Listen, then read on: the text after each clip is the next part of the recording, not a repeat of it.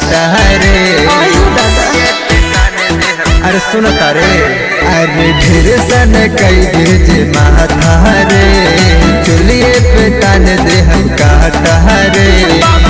जबले नचबे तबले बचबे हिलाऊ कमर लागता। आइल बनी जौनपुर में पहिला बार धीरे नचनी तनी ए सरकार।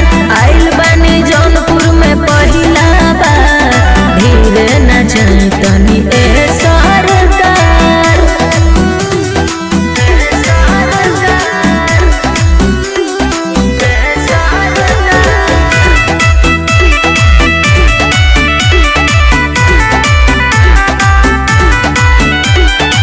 नाचे में कमी जनकारो रे ले पाने सौआ हाई धान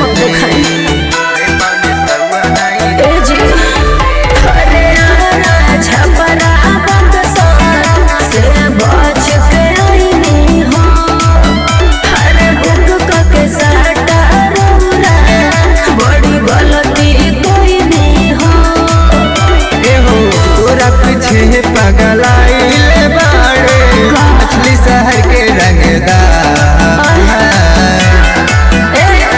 आइल बनी जौनपुर में पहिला बार धीरे नचनी तनी ए सरकार। आइल बनी जौनपुर में पहिला बार धीरे नचनी तनी ए सरकार। छोड़ी ना